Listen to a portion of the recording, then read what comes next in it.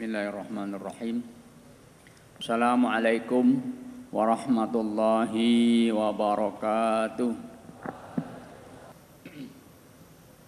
Tohara itu secara bahasa artinya bersuci. Bersuci atau membersihkan. Itu namanya tohara. Salah satu bentuk tohara ini istinja. Sebab bertohara itu bisa jadi menghilangkan hadas kecil, wudu, menghilangkan hadas besar, mandi, membersihkan najis di badan pakaian, juga bertohara, dan beristinja. Istinja biasa kita sebut dengan apa? Cebok. Nah, cebok itu hanya ada pada dua tempat. Membersihkan kotoran kemaluan depan, membersihkan kotoran pada kemaluan belakang. Itu istilah istinja. Tidak ada orang istinja bilang, mau kemana kamu? Mau istinja. Padahal dia wudu. Enggak. Ya. Menghilangkan hadas kecil, wudu, itu tidak disebut istinja. Walaupun namanya tohara, bertohara juga. Enggak. Udah ada penamaan khusus istinja, wudu, mandi, bahkan tayamum. Semuanya tohara, bersuci. Tapi masing-masing punya cara, masing-masing punya ketentuan. Nah, sekarang yang kita bicarakan istinja. Istinja ialah menghilangkan kotoran atau najis yang keluar dari kemaluan depan atau kemaluan belakang dengan air atau pengganti air. Habis pipis wajib tohara, wajib istinja, wajib cebok. Habis BAB wajib istinja, bertohara, menghilangkan najis. Bahkan kalau toharahnya, istinjanya tidak beres, tidak rapi, maka Nabi katakan ada orang yang disiksa di kuburnya. Gara-gara apa? Gara-gara istinjanya nggak beres. Satu hari Nabi lewat di kuburan, di pemakaman. Beliau nunjuk kepada dua kuburan, dua makam. Lihat nih dua makam. Penghuninya lagi disiksa. Innahuma la yu'adzabani. Lagi disiksa nih kedua penghuni kuburan. Wa ma yu'adzabani min kabir. Tapi sebab disiksanya enggak gede. Persoalannya kecil. Persoalannya ringan, tapi di kuburan lagi disiksa. Apa yang Rasul dilakukan? Ahaduhuma kana yamshi bin namimah. Yang satu ini kerjaannya namimah. Apa namimah? Adu domba. Ngomong sana ngomong sini sehingga kedua orang yang tadi berteman jadi musuhan. Dua pihak yang tadinya berteman, akur, akrab, jadi berselisih, bermusuhan. Itu namimah kerjaannya. Yang kedua, wa ammal akhar fakana la yastabri'u min baulihi. Yang kedua ini disiksa juga. Kenapa disiksa? Karena kencingnya nggak beres, pipisnya nggak beres. Kenapa nggak beres? Bisa jadi pipisnya nggak tiris, tahu tiris, nggak habis. Begitu belum selesai pipis, udah langsung siramin air pakai celana, pakai sarung, sehingga habis istinja ada yang apa nih? Rembes, ada yang keluar. Jadi kalau pipis nih santri putra harus tiris, tahu tiris, habis. Gimana caranya? Kan begini pipis kan ya. Ambil tangan kirinya, diperes. Jangan diginiin. Jangan ya. Dehem 3 kali sehingga dia tiris, bersih. Baru di istinja, baru dicebok, baru dibersihin. Ceboknya pun minimal 3 kali siram ya. Bantu dengan tangan supaya benar-benar bersih. Selesai baru pakai celana lagi. Jangan asal cicik, dah. Nah itu nggak bersih. Ya. Apalagi sampai nggak cebok, mauzubillah. Ya. Dampaknya apa? Kalau dia masih rembes, habis pakai celana rembes, maka sholat yang berikutnya nggak sah. Kenapa? Karena celananya kena najis. Kalau celananya masih dipakai juga, terus sholatnya tidak sah karena masih membawa najis. Hati-hati, ya. Jadi pertama pipisnya harus tiris dengan cara dibantu dengan jari kita. Yang kedua istinjanya harus benar-benar bersih. Apalagi kotoran belakang BAB, ya. Jangan asal disiram air istinjanya. Harus benar-benar bersih dari kotoran. Caranya hilang 3 sifat, bau, warna, dan rasa. Masih ada baunya, cuci lagi. Warnanya masih ada, apalagi ya. Rasanya masih ada, apalagi. Tapi kalau baunya udah enggak, warnanya enggak ada, insya Allah enggak ada rasanya sudah, ya. Sudah yakin bersih. Ah itu istinja. Benda-benda yang dapat digunakan untuk istinja sebagai pengganti air antara lain batu. Ya. Mari sudah kita singgung, boleh pakai batu. Batunya yang bagaimana? Batunya yang nyerap air. Ada batu yang nggak nyerap air, umpamanya batu akik nggak nyerap air. Batu koral apa kolar? Batu koral, licin permu nggak nyerap air. Tapi yang nyerap umpamanya batu cadas. Itu batu cadas itu yang ada pori-porinya itu nyerap air. Batu bata itu nyerap air. Ya. Itu boleh dipakai buat pipis atau buat BAB. Nanti caranya kita tunjukkan. Tanah yang mengeras, umpamanya sebongkah tanah segini, udah bukan debu lagi tapi keras seperti batu, itu bisa dipakai. Kertas, umpamanya kertas tisu, enak kertas tisu, lembut dan menyerap. Ya. Kain, umpamanya sapu tangan. Ya. Kalau nggak punya tisu, nggak ketemu batu, nggak ketemu tanah, ada sapu tangan, pakai sapu tangannya. Ya. Kemudian kayu yang tidak licin, umpamanya kayu mangga, ya. Kayu apa lagi? Kayu duren, kayu jambu, tapi jangan kayu bambu. Bambu nggak bisa karena licin permukaannya. Rotan nggak bisa karena licin permukaannya, ya nggak nyerap dia. Dan daun, ya daun-daun biasanya sudah mengering itu nyerap. Jangan daun bambu, karena daun bambu tajam. Ya. Nah, apalagi amplas, jangan. Ya. Nah, bagaimana cara penggunaannya? Kita contohkan. Umpama yang tersedia tisu, ini yang paling banyak dan mudah kita dapat, baik di pesawat, mungkin di mobil bis, atau di kereta, atau bahkan di toilet-toilet umum. Ada beberapa toilet yang mungkin tidak lagi menyediakan air, hanya menyediakan tisu.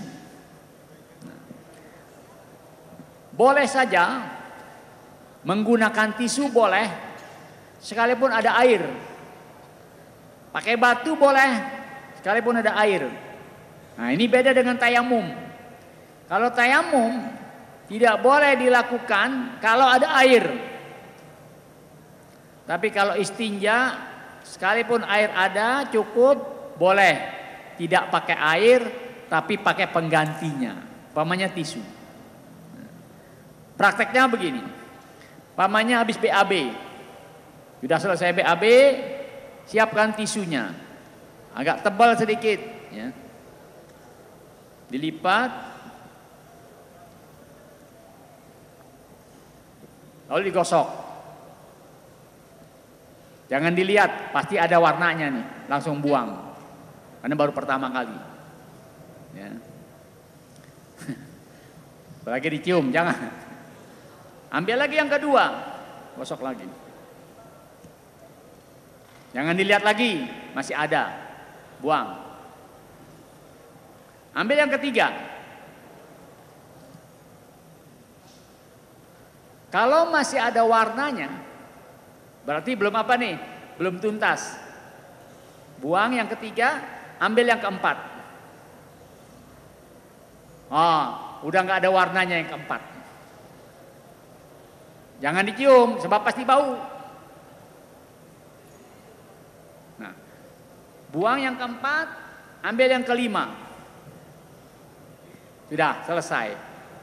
Dengan hitungan ganjil, sunatnya ganjil. Walaupun bersih di gosokan keempat, tapi disunatkan kelima. Sudah, boleh sholat. Ya. Dianggap apa? Dianggap bersih. Bagaimana kalau dibasahkan tisunya? Nah, jangan dibasahkan tisunya. Kenapa? Sebab kalau tisu dibasahkan, itu nanti akan melebarkan jangkauan kotoran. Umpamanya kotoran keluar di sini nih. Kita basahkan tisunya. Dengan airnya, ini akan melebar kemari-mari. Sehingga najis yang melampaui batas keluar kotoran kita. Kotoran kita kan ada tempat keluarnya. Umpamanya begini. Ini tempat keluar kotoran. Selama masih kotoran di sekitar sini, boleh pakai tisu. Tapi kalau sudah melebar, nggak boleh lagi pakai tisu. Harus pakai apa? Pakai air sampai hilang 3 sifat. Jadi agak apa ya? Agak hati-hati ketika mau istinja dengan tisu. Pertama, hati-hatinya jangan sampai tuh BAB-nya atau kotorannya muncrat. Kena paha kita, jangan sampai. Juga jangan sampai kena air. Ya, nanti dengan sebab air itu akan melebar kotoran kita ke tempat lain. Jadi batasi ataupun hati-hati agar terbatas hanya di sekitar tempat keluarnya saja. Pipis lebih mudah lagi. Ya. Ketika selesai pipis, lalu ambil tisu, ujungnya gosok. Pasti basah nih, buang. Gosok lagi yang kedua, masih basah. Ambil yang ketiga, gosok, lihat. Kalau sudah kering, berarti selesai. Sudah, cukup 3 kali, selesai sudah. Tapi kalau gosokan ketiga masih basah, ambil yang keempat, gosok lagi. Kalau sudah kering, berarti selesai, tambahkan yang kelima. Ambil, gosok. Selesai sudah. Sudah boleh sholat. Tapi lagi-lagi kencingnya jangan sampai ewer-ewer kemana-mana. Jangan sampai kena kakinya. Cukup hanya ada di ujung saja. Ya, maka jangan pakai tisu basah. Biarkan pakai tisu yang kering. Nah, di pesawat biasa tersedia minimal 3 macam tisu. Ada yang panjang seperti ini. Ada yang roll. Apa namanya? Bulat, apa namanya? Panjang begitu, ada yang kecil-kecil, ada lagi yang agak kasar, kadang sampai 4 macam tisu di pesawat tersedia.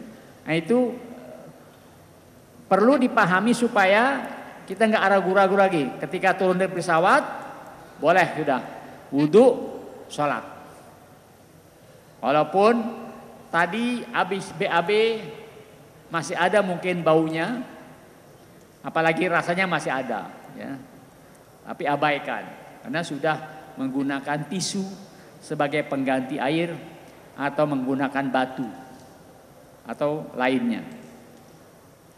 Istinja dengan air hanya disyaratkan menggunakan air yang suci, mensucikan, dan hilang 3 sifat najisnya, yaitu warna, bau, dan rasa. Kalau pakai air aman, mudah. Silakan istinja pakai air tanpa boros, tanpa berlebihan. Yang penting hilang 3 sifat najis. Baunya hilang, warnanya hilang, rasanya hilang, suci lagi. Udah boleh sholat kalau udah wudhu, ya. Kalau pakai air mudah, ya. Demikian pula pipis kita, pakai air, siram sedikit, ya. Bantu dengan tangan, siram lagi, selesai sudah, ya. Agar benar-benar bersih. Sedangkan istinja dengan menggunakan media lain selain air harus terpenuhi beberapa syarat di bawah ini. Nah, ini syarat-syarat kalau kita pakai selain air, pakai tisu, pakai batu, pakai daun, pakai kain, pakai kertas, pakai kayu dan sebagainya. Apa persyaratannya? 1, media yang digunakan untuk istinja harus kering. Ini kan kering ini, nggak boleh basah. Suci, ini suci, ya. Jangan pakai yang kotor, umpamanya ada batu, tapi batunya terletak di pinggir got, yang mungkin air got itu sering berlimpah kena batu, itu najis. Apalagi kotoran hewan yang sudah mengeras, ya. Umpamanya lagi pergi haji umpamanya, mau BAB ke padang pasir, jauh dari pandangan orang, cari batu, ketemu yang keras, ternyata bukan batu, apa? Tai onta yang sudah mengeras. Nah, nggak boleh. Walaupun daya serapnya tinggi tai onta, tapi najis, nggak boleh dipakai. Menyerap, harus menyerap, kertas menyerap, kain menyerap, batu menyerap, tanah yang keras menyerap, kayu menyerap, kain menyerap. Yang tidak menyerap, batu yang licin. Seperti ini. Ini licin ini. Beling atau kaca licin. Batu akik licin. Kulit bambu atau kayu bambu licin, rotan licin, nggak boleh. Karena tidak menyerap. Dan juga bukan sesuatu yang dihormati. Jangan dipakai alat yang dihormati. Seperti apa? Tulang. Tulang, ya. Tulang ini walaupun bukan termasuk dihormati, tapi makanan jin. Umpamanya ada tulang sapi, jangan dipakai. Nah, yang dihormati itu seperti roti yang sudah asam. Umpamanya ada roti yang sudah dibuang karena sudah tidak bisa makan. Roti nyerep, tapi apa? Terhormat, makanan.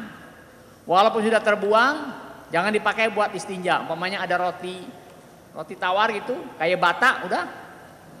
Wah, cakep nih, nyerep. Jangan. Kenapa?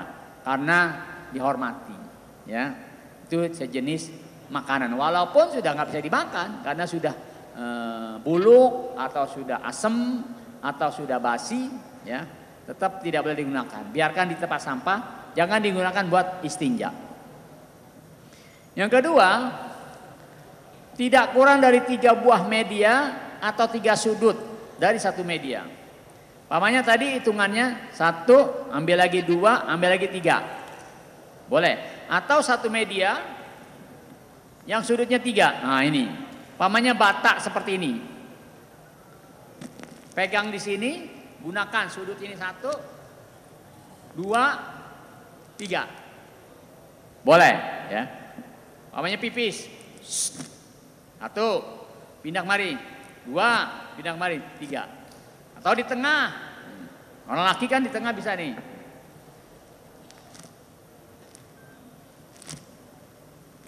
Bisa, ya.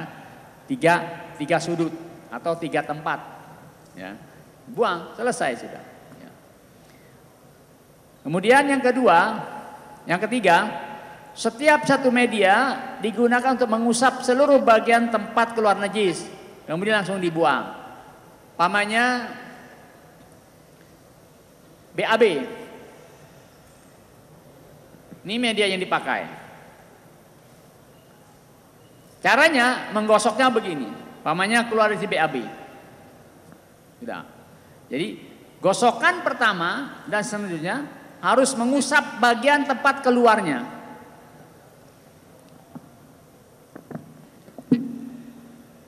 Ini tempat keluar. Buang. Ambil lagi satu. Jangan satu media buat usap-usap. Jangan usap begini. Kenapa? Nanti menyebar.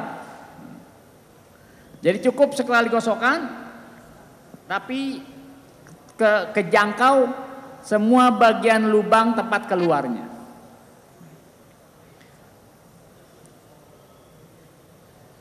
Empat, zat najisnya hilang dari tempat keluarnya, sekalipun harus menggunakan lebih dari 3 buah media. Jadi najisnya, umpamanya BAB-nya harus kelihatan nggak ada lagi. Contohnya begini. Umpama digosok. Satu, masih ada nih, buang aja nggak usah dilihat. Dua, masih ada, buang aja. Ketiga, dilihat. Nah, kalau masih ada, berarti belum selesai. Ambil yang keempat. Tapi kalau gosokan yang ketiga sudah tidak ada yang nempel di sini, warnanya nggak ada, zatnya nggak ada, udah selesai 3 kali. Tapi biasanya nggak selesai 3 kali. Nggak apa-apa sampai 4-5 kali. Yang penting apa? Yang penting hilang zatnya. Bagaimana cara mengetahui hilang zatnya? Warnanya nggak ada lagi. Kalau baunya tetap nggak akan hilang, kecuali dengan air. Tapi karena menggunakan media selain air, maka dianggap selesai istinjanya, manakala sudah tidak ada warna lagi. Tidak ada warnanya, dan apalagi tidak ada zatnya. Sudah selesai. Walaupun harus 4 sampai 5 kali.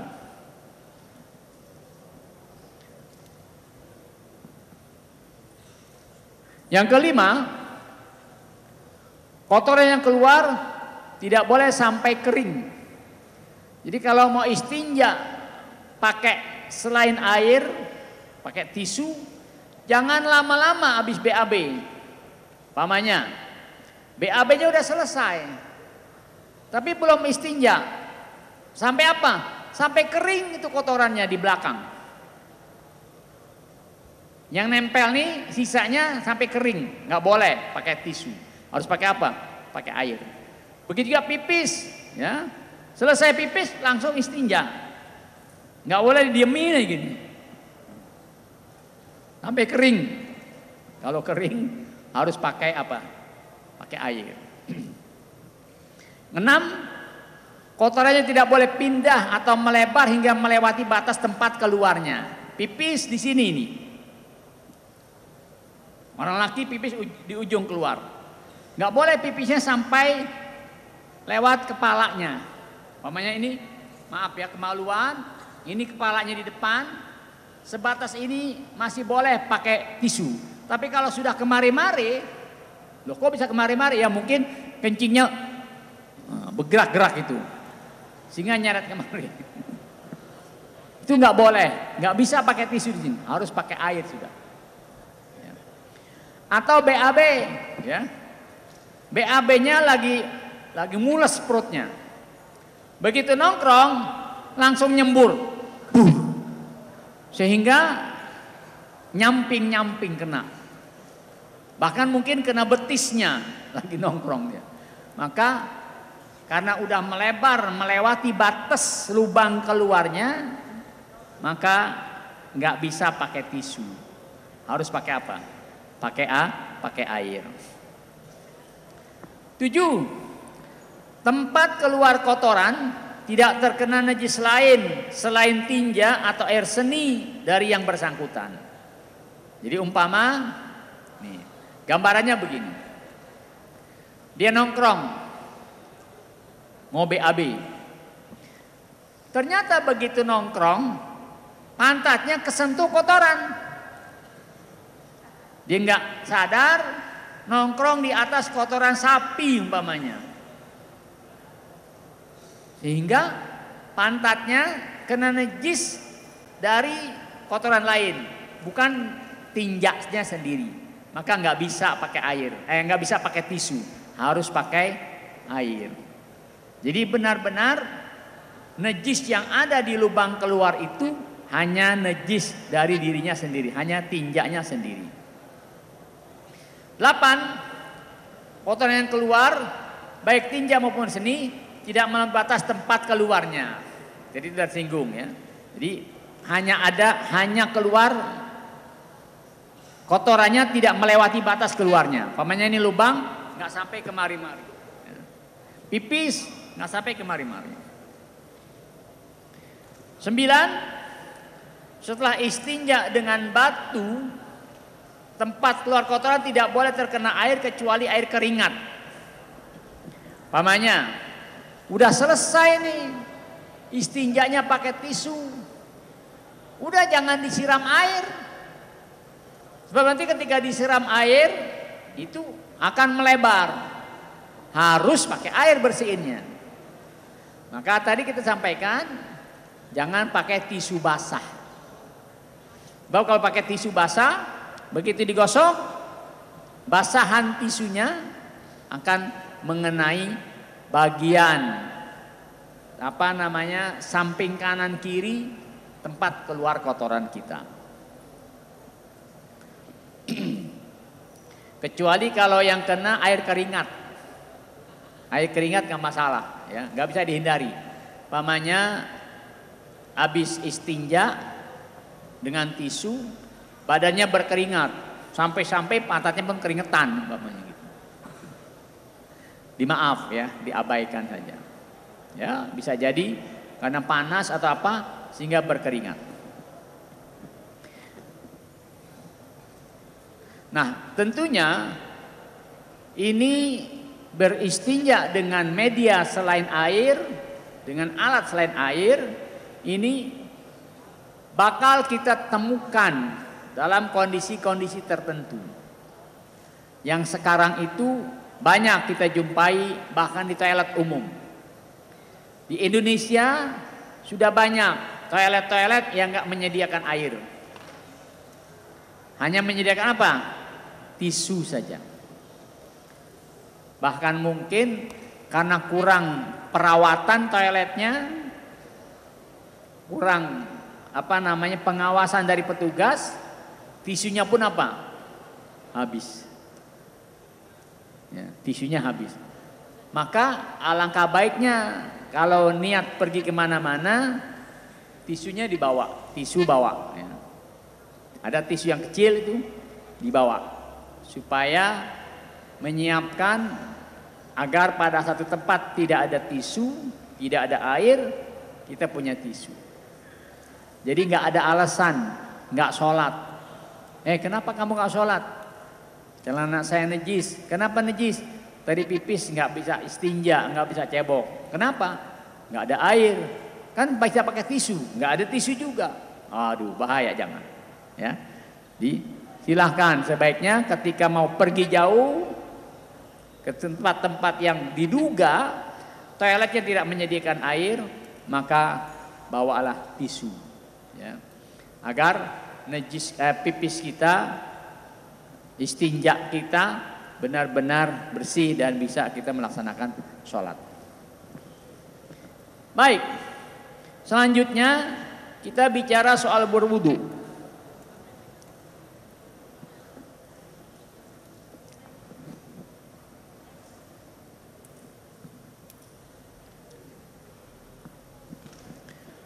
Soal wudu nggak asing lagi bagi kita. Sesuatu yang kita kerjakan, bahkan minimal 5 kali kita sehari semalam berwudu, bahkan lebih, ya, lebih dari 5 kali. Wudu ialah membasuh 4 anggota badan, yaitu muka, kemudian 2 tangan, kanan dan kiri, menyapu kepala, dan 2 kaki. Itu anggota wudu. Saya ulangi, anggota wudu: muka, tangan, kepala, dan kaki. Itu yang wajib kita basuh, wajib kita kenai air, wajib kita cuci, wajib kita sapu. Kepala disapu, muka, tangan, dan kaki dibasuh.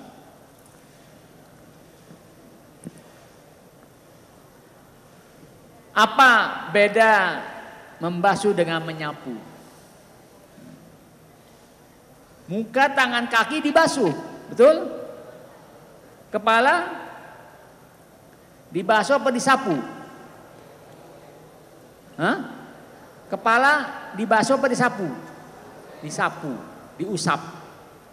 Kalau muka, tangan, kaki dibasuh. Bedanya begini. Basuh artinya membasahi anggota dengan air. Membasahinya harus ada air yang mengalir. Lain basuh tangan, airnya mengalir di sini. Basuh muka, ambil air mengalir di sini. Basuh kaki, air mengalir di kaki. Tapi kalau sapu atau usap, umpamanya kepala diusap, maka cukup basahkan tangan, tidak ngambil air, tidak. Basahkan saja tangan, lalu usap kepalanya. Basah juga, tapi tidak mengalir. Karena kita tidak menyiram, tapi basahkan tangan, usap. Itu namanya menyapu atau mengusap kepala. Syarat-syarat wudu. Syarat-syarat ialah perkara-perkara yang dipenuhi sebelum kita wudu. Sebelum kita berwudu, udah harus memenuhi beberapa syarat. Apa yang pertama? Harus muslim, beragama Islam. Jelas, karena wudu ini ibadah.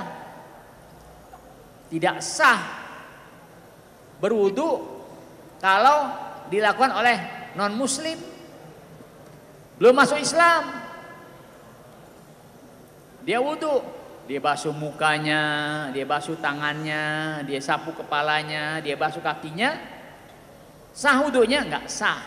Tetap dia berhadas, tetap masih punya hadas. Kenapa masih punya hadas? Kan masih berwudu, kan sudah berwudu. Karena dia non-muslim, belum beragama Islam.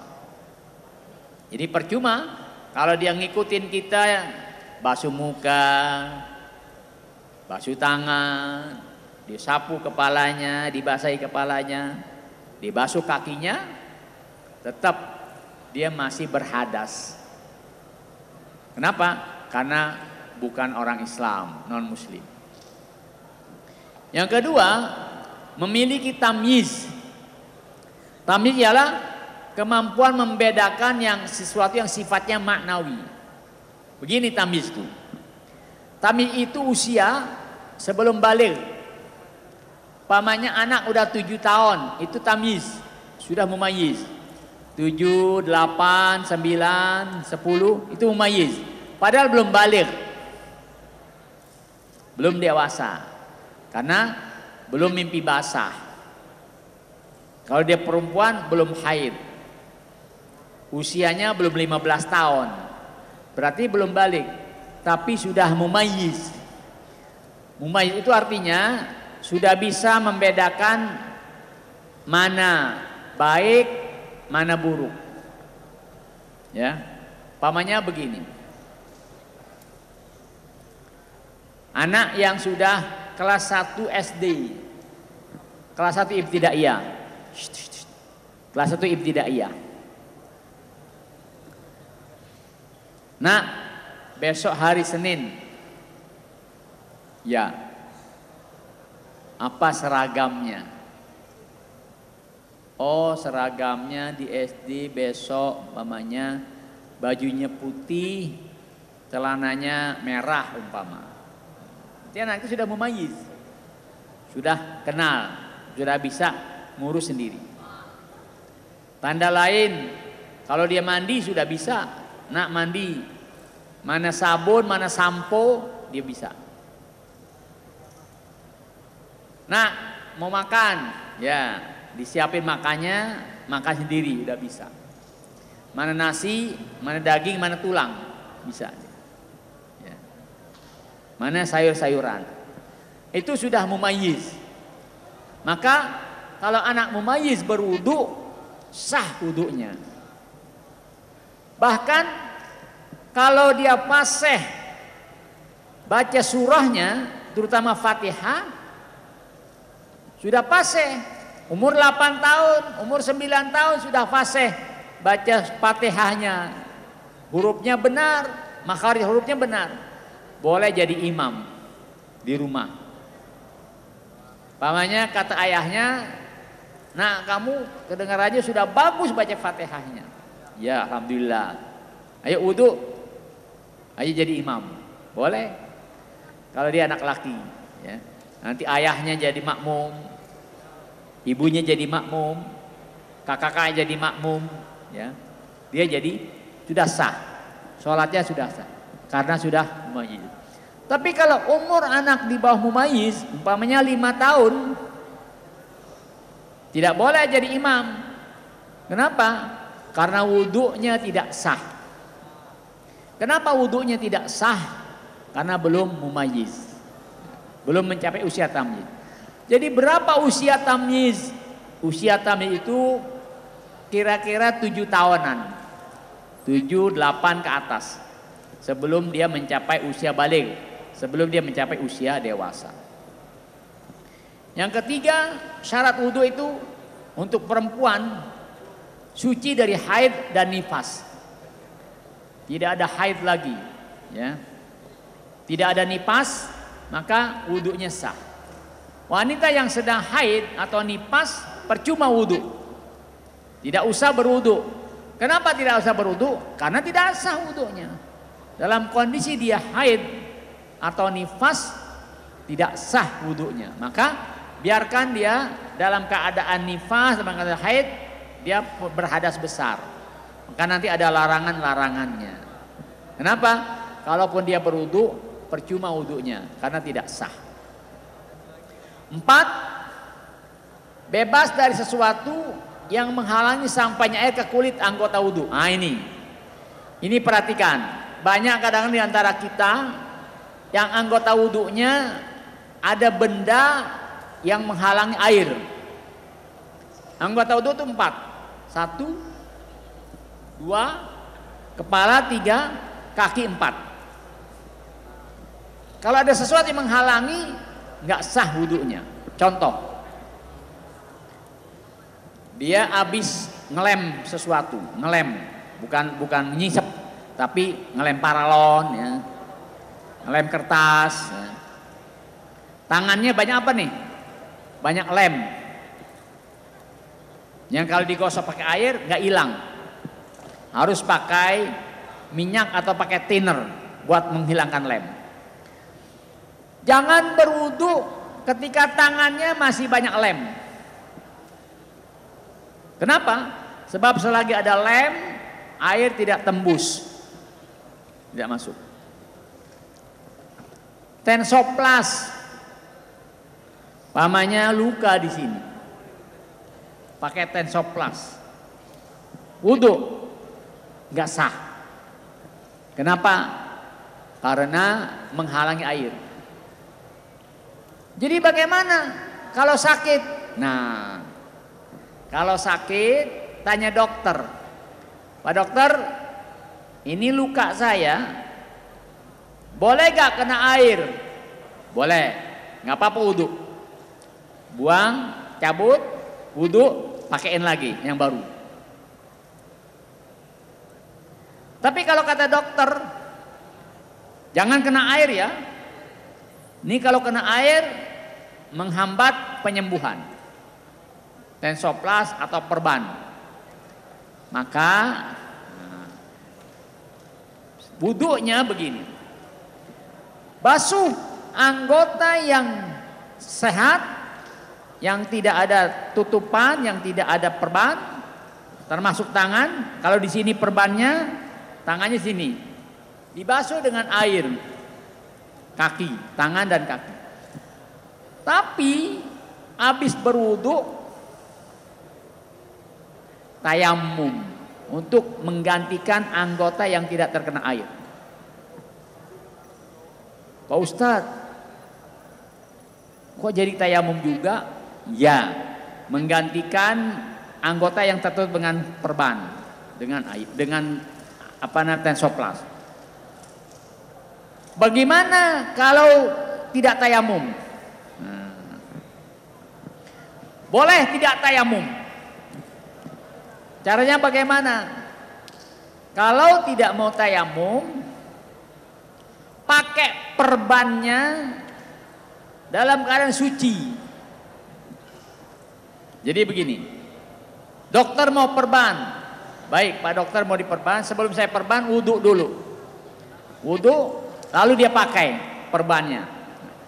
Nanti wudhu berikutnya nggak perlu dibuka dan tidak perlu tayamum. Bagaimana caranya? Ketika basuh tangan, ini nggak dibasuh kena air, tapi usap dengan air, dengan tangan basah. Paham?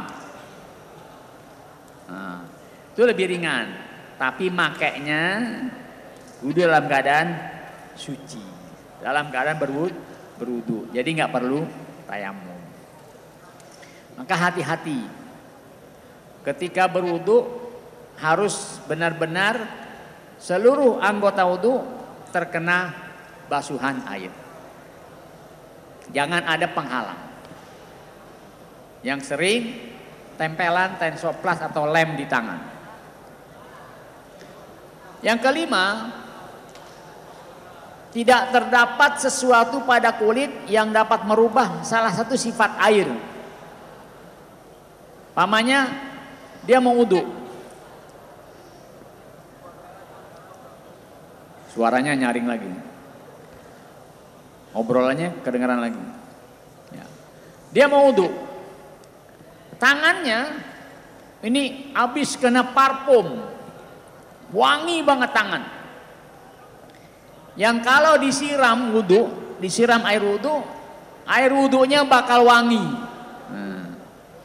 Berarti siraman pertama belum sah. Kenapa belum sah? Karena airnya kena parfum yang ada di tangan, sehingga airnya itu berubah menjadi apa? Air wangi, air parfum. Jadi bagaimana caranya? Bersihkan dulu parfum dari tangan, lalu wudhu. Sehingga basuhan pertama sudah sah. Kenapa? Karena air yang menyiram tangan tidak terpengaruh dengan adanya parfum di tangan. Sudah hilang, sudah dibuang. 6. Mengetahui kewajiban wudhu. Perhatikan, ketika kita wudhu harus paham, harus tahu bahwa wudhu hukumnya apa. Wudhu hukumnya apa? Wajib. Tidak sah sholat zuhur kita tanpa wudhu. Kalau kita sedang berhadas, maka harus ingat, harus sadar bahwa kalau mau wudhu, paham kita, wudhu ini hukumnya wajib. Jadi jangan menganggap wudhu itu hukumnya sunat. 7. Tidak menganggap sesuatu yang rukun dalam wudhu sebagai sunat. Rukun wudhu itu ada 6. Niat, basuh muka, basuh tangan, sapu kepala, basuh kaki, dan tertib berurutan. 6. Kesemua 6 perkara itu harus kita pahami dan sadari bahwa semuanya rukun. Jangan dianggap apa? Sunat. Basuh tangan sunat, jangan. Sapu kepala sunat, jangan. Empat anggota ini rukun. Yang ke-8, menggunakan air yang diyakini mensucikan. Jadi sebelum wudhu harus kita tahu air yang kita pakai ini air suci. Pokoknya ada air di ember, air di bak. Ini ada air. Nah, suci apa tidak ya? Kalau ragu-ragu suci apa tidak, maka wudhu kita nggak sah. Harusnya bagaimana? Air yang kita mau pakai, kita tahu air itu suci. Kalau kita bimbang, tanya orang yang tahu. Tadi ini kamu ngambil air ya? Iya. Udah dipakai belum? Belum. Langsung dari keran, ambil di ember. Berarti suci. Tapi kalau teman kita bilang, air ini tadi gue yang ambil. Tapi gue ragu juga. Kenapa? Kayaknya tadi ada anak kecil yang kencing di situ. Wah, ragu jadinya. Nah, kalau ragu, jangan dipakai. Harus apa? Ketika kita mau wudhu, harus yakin air yang kita mau pakai suci. Air keran suci. Kenapa? Dari sumbernya diangkat ke toren dialirkan, suci, tidak bekas dipakai. Air kolam renang suci. Kenapa? Jumlahnya banyak dan tidak ada tidak terkena najis. Walaupun mungkin umpama ada bangkai tikus di pojok, ketika kita buang bangkainya, cek, teliti, periksa airnya, bau nggak? Nggak bau. Warnanya nggak berubah? Nggak berubah. Rasanya ada nggak? Nggak ada. Suci. Tapi kalau yang jatuh bangkai sapi, 2 hari bangkai sapi di situ, diangkat bangkainya, lalu diperiksa, bau apa? Bau bangkai, najis. Selama tidak terpengaruh dengan sesuatu yang najis, maka aman dipakai. Jadi harus diyakini sebagai sesuatu yang mensucikan, air yang mensucikan. 9. Telah masuk waktu sholat. Nah, wudhunya udah masuk waktu sholat. Tapi ini khusus orang yang terus-menerus berhadas. Ada orang yang sakitnya begini, sakitnya beser, tahu beser, sebentar pipis. Bahkan kalau dia lagi duduk, rembes pipisnya keluar. Duduk sebentar, basah, rembes. Jalan, rembes. Itu namanya beser. Buat orang kayak begini, nggak boleh wudhu sebelum masuk waktu. Pamannya zohor jam 12. Zohor jam 12. Nggak boleh wudhu setengah 12. Sebab kalau dia wudhu setengah 12, dalam menunggu waktu zohor, pipisnya apa? Keluar. Kotor celananya. Jadi wudhunya setelah jam 12. Bagaimana cara wudhunya? Bersihin najisnya. Cuci najisnya. Lalu kasih apa nih namanya? Sesuatu yang kira-kira tidak melebar pipisnya. Jangan pakai karet ngikatnya ya. Jangan pakai karet. pakai sesuatu, ya kain sedikit atau tisu supaya tidak melebar pipisnya. Pakai celana, wudhu langsung sholat. Nggak boleh ada tunda-tunda, ada jeda antara wudhu dengan sholat. Kenapa? Sebab nanti lagi menunda, pipisnya keluar. Bersihkan, pakai penghalang, pakai tisu, atau pakai pembalut. Buat laki-laki yang pakai pembalut. Pakai celana, wudhu, sholat. Biasanya lagi sholat keluar, tapi itu dimaaf. Karena ini orang apa nih? Sakit. Begitu juga beser angin. Beser angin tahu gak? Kentut terus. Duduk kentut, jalan kentut. Memang sakit ya. Psst. Duduk. Psst. Jalan. Psst. Ya. Maka wudhunya nunggu waktu. Begitu masuk waktu, wudhu segera langsung sholat. Dah. Lagi ruku, pss. Lagi sujud, pes. Lagi duduk, pes. Lagi pes. Dah. Ini orang sakit. Dianggap halangan. Udah. Buat dia sah sholatnya. Kenapa? Karena nggak bisa dicegah. Nggak bisa disumpal kan? Nggak bisa ditutup kan anginnya? Nggak bisa. Begitu juga wanita yang berhadas, wanita yang istihadah. Istihadah artinya darah yang keluar di luar masa haid dan nifas. Darah penyakit. Istihadah itu keluarnya terus menerus. Maka ketika ada wanita yang mengalami istihadah, dia bersih-bersih, pakai pembalut, wudhu, langsung sholat. Zuhur, nanti asar tunggu waktu, masuk waktu, bersih-bersih, pakai pembalut, wudhu, sholat, dan seterusnya begitu. 10. Berkesinambungan dalam berwudhu bagi orang yang mengalami terus-menerus berhadas. Wudhunya nggak boleh ada jeda. Pamannya begini. Orang yang beser atau wanita yang istihadah, wudhunya itu harus terus-menerus sampai selesai.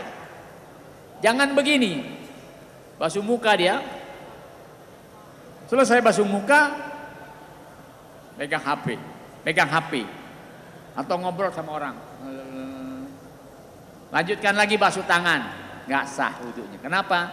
Karena ketika tertunda wudhunya, ketika ada jeda wudhunya, maka ada pipis yang keluar atau angin yang keluar, maka tidak sah wudhunya. Jadi harusnya terus basuh muka, langsung basuh tangan, usap kepala, basuh kaki, langsung sholat. Sah sholatnya, walaupun di pertengahan itu keluar sesuatu, mungkin pipisnya beser ya, atau mungkin anginnya keluar. Baik, itu persyaratannya. Jadi terpenuhi dulu persyaratan wudhunya, kemudian baru melaksanakan wudhu. Nah, apa yang dilaksanakan dalam wudhu? Ini yang disebut dengan rukun-rukun wudhu, yaitu perkara-perkara yang dipenuhi ketika berwudhu. Rukun-rukun wudhu itu artinya perkara yang harus kita kerjakan ketika wudhu. Kalau syarat sebelum wudhu harus terpenuhi. Tapi kalau rukun ketika wudhu terpenuhi. Apa saja rukunnya? Pertama, niat. Niat itu apa sih? Niat itu ialah menyatakan dalam hati perbuatan yang akan kita kerjakan bersamaan dengan pelaksanaannya. Contohnya begini. Sekarang kita wudhu. Pekerjaan pertama apa dalam wudhu? Rukunnya basuh muka. Ambil air, basuh muka kita. Ketika basuh muka, hati kita ngomong. Ngomong apa? Ngomong pekerjaan yang kita lagi kerjakan. Apa itu? Berwudu. Maka hati kita ngomong, saya niat berwudu sebagai kewajiban lillahi ta'ala. Nawaitul wudu'a fardhon lillahi ta'ala. Boleh. Baik bahasa Arab, bahasa Indonesia. Yang penting paham. Atau niatnya toharoh, basuh muka, niatnya nawaitu toharota anil hadasil asghar fardhon lillahi ta'ala. Aku niat bersuci dari hadas kecil sebagai kewajiban karena Allah Ta'ala. Dalam hati ngomong.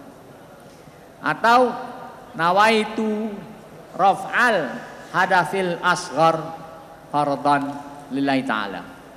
Aku niat menghilangkan hadas kecil sebagai kewajiban karena ta'ala. Itu niat. Bareng sama apa? Sama yang kedua, yaitu bareng dengan membasuh muka. Yang kedua, membasuh muka. Nah, ini dua rukun yang bareng dikerjakan. Niat bareng sama basuh muka. Apa tuh batasan muka? Muka nih, muka ialah nih, dari atas tempat tumbuh rambut. Nih, ini tumbuh rambut kita. Ke bawah, nih, sampai sini, ujung dagu kita, itu muka kita. Sampingnya, ke telinga. Jadi kalau kita mau gariskan, mari muka, sini muka. Batas lain tinggal ngambil lingkaran saja. Jadi yang ini nih, ini semuanya disebut muka. Tapi ketika wudhu disunatkan lewatin batas. Lewatin kemari agar nanti pada hari kiamat Nabi katakan tub'atsu ummati yaumal qiyamati ghurran muhajjalina min atharil wudu. Umatku akan dibangkitkan pada hari kiamat dengan wajah berseri-seri. Kenapa? Bekas air wudu. Jadi kalau cahayanya ingin lebar, wudunya dilebihin, musabnya basuhannya lebih.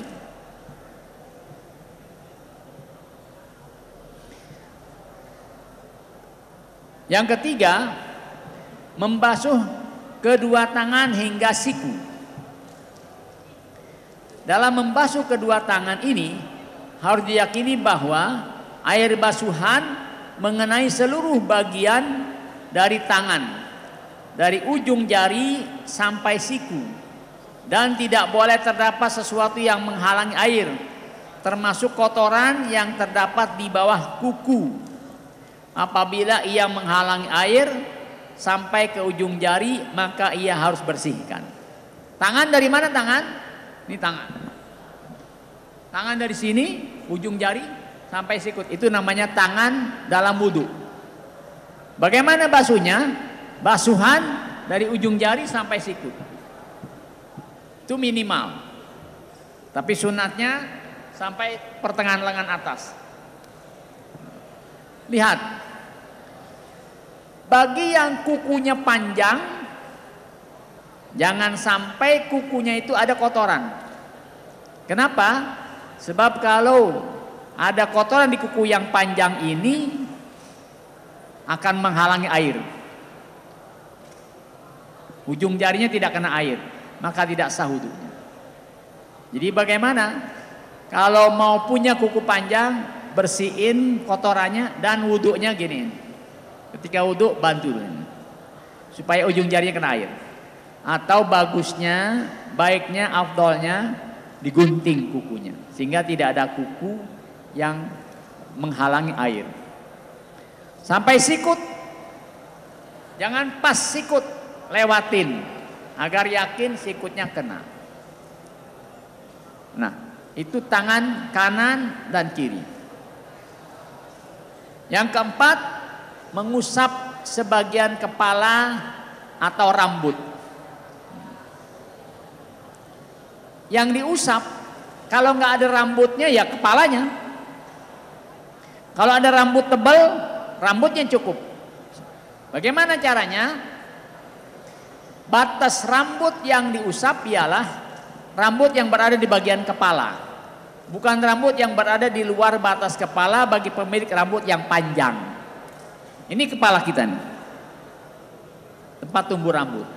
Jadi sapunya menyapu kepala boleh di sini, boleh di sini, boleh di sini, boleh di sini. Terserah mana saja mau dipilih. Yang nggak boleh di mana?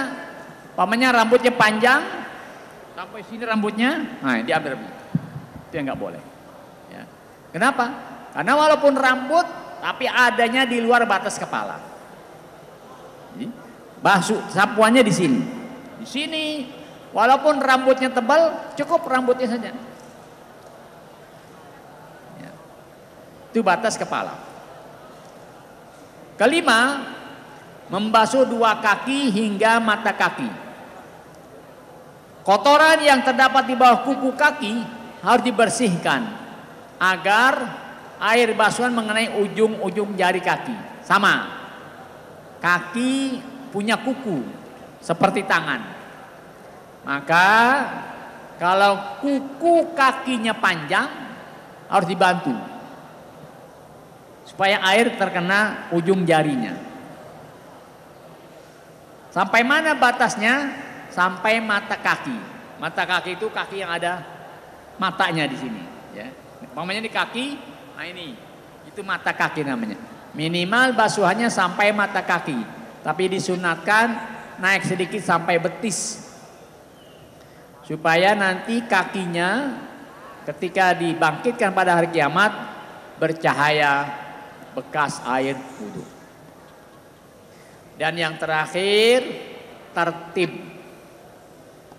Tertib ialah berurutan dalam melakukan basuhan anggota wudhu sebagaimana diuraikan di atas. Tertibnya bagaimana? Pertama muka bareng niat, kedua basuh tangan, ketiga sapu kepala, keempat wudhu, keempat basuh kaki. Ya. Jadi niat, bareng muka, basuh tangan, sapu kepala, basuh kaki. Itu tertib namanya. Umpama terjadi begini, udah basuh muka, basuh tangan, sapu kepala, basuh kaki, selesai sudah. Tapi ternyata tangannya ada yang belum kena, tangannya ada yang belum kena air. Cukup gak basuh tangan saja selesai wudhunya? Gak cukup. Kenapa? Karena pengertian tertib begini. Kalau tangan tidak sah karena belum terkena air, maka kepala tidak sah, kaki tidak sah. Jadi caranya, kalau umpamanya habis wudhu ada tangan yang belum kena air, tangannya dibasuh, kepala disapu, kaki dicuci lagi. Baru selesai wudhunya. Kenapa? Karena salah satu rukunnya tertib. Beda dengan mandi. Mandi nggak ada tertib, ya kan? Mandi mau pala duluan, basahin silakan. Kaki duluan, silakan. Tangan duluan, silakan. Badan duluan, silakan. Tidak ada tertib. Beda dengan wudhu. Wudhu itu ada urutannya, ada tertib. Baik. Sementara sampai di sini dulu kajian kita fikih tohara. Insyaallah nanti ada kesempatan lain kita akan lanjutkan kembali. Ada yang mau ditanyakan?